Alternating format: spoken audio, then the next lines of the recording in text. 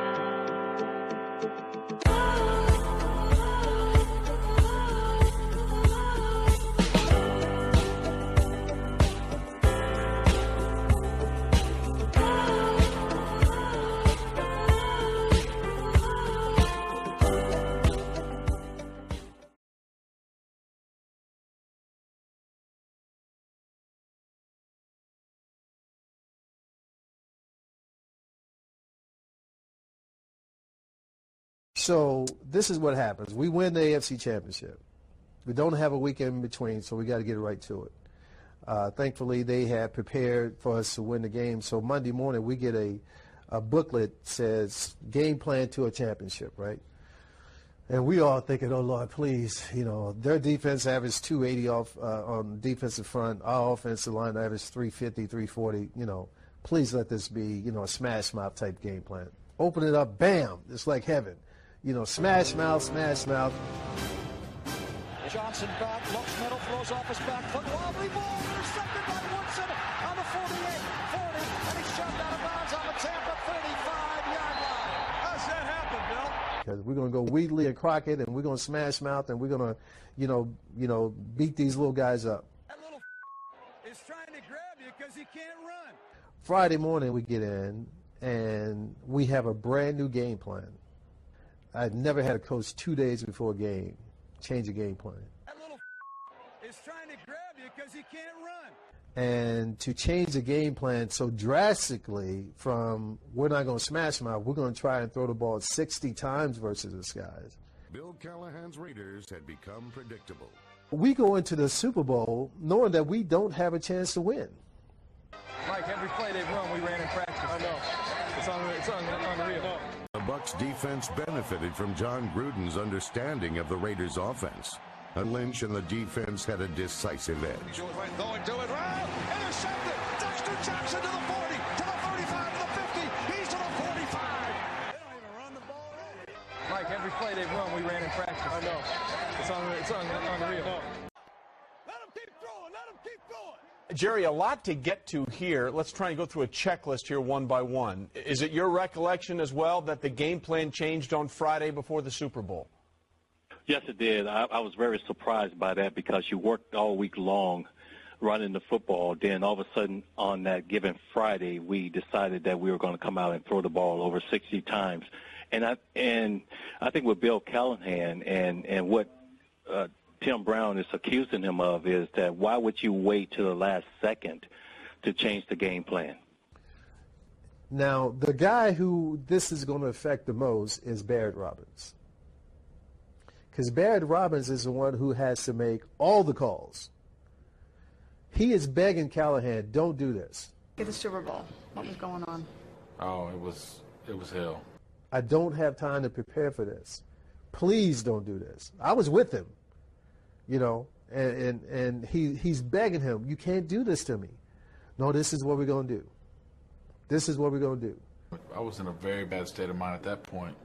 Well, it's that night that Barrett went out and went AWOL, that night. It all came to a head on Friday night. Turns out, Robbins had left his San Diego hotel, took a cab 20 miles across the Mexican border to Tijuana, and partied all night and most of the next day, on the eve of the biggest game of his life. Now, does one have to do with the other? I say yes. You may say no, I say yes.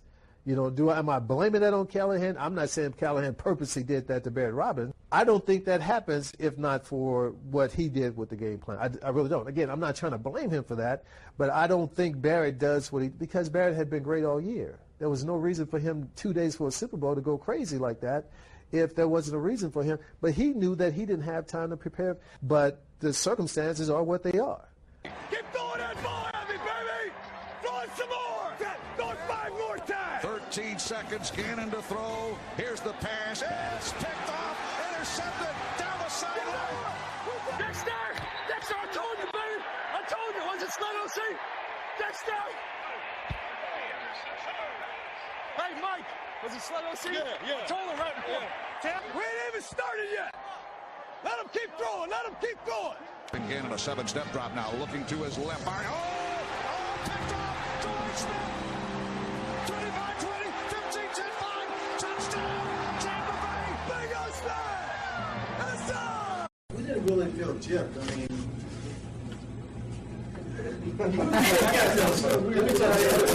Tell it. Oh, good. They may tell you something else. Being this Callahan guy doesn't really jive, right? You don't really see Callahan guy. Oh, boy. Simply because he quit on the Super Bowl. 98 he walked off the field on us, in 99 he walked off the field. So after that time, we really didn't want him around, but they kept him around. So he gets the head coaching job, right? That wasn't a good thing, but we ended up going to the Super Bowl because he basically said to the offense, you guys run yourselves. And with Rich and all the veterans we had, we were able to do that.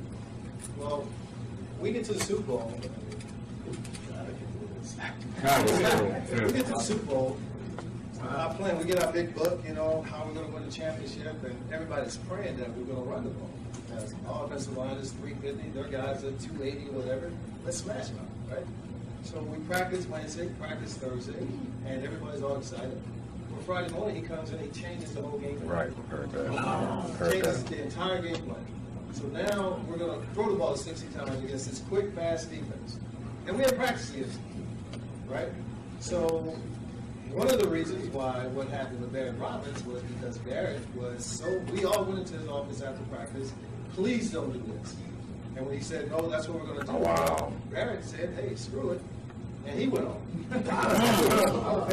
So, I mean, so we go into the game knowing that the only chance we have is if Tampa Bay falls down at the point. Mm-hmm. Otherwise, because we have no idea where the blitzes are coming from, we have no idea. And I don't know if you guys remember, but right in midstream, when it was starting to go bad, we jumped into like a heavy package and tried to smash them out. Yeah. And then that didn't work, and then we were really, after that, we were done. I mean, literally, we would come off the field every play, and everybody was like, are you going to kill him? So, to me, now, in my conspiracy, I'm a conspiracy theorist. It was straight up sabotage. Because he loves Gruden so much. I mean, 2 weeks after he's fired from here, he's down there hanging out with him. Like to hear that. Yeah, thanks.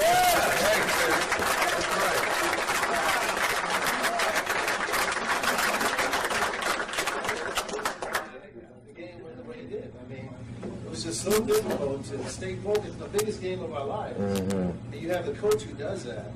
And you're in the middle of this game and you're trying to say, but everybody's like, why? You got the whole offense wondering why we're doing what we're doing. And the defense is mad. You know, because they knew if we would just ran the ball, it would make the game a lot easier for them because they wouldn't have gone to it. But there's one of those times where, you know, it was on the coach. It was his deal to do.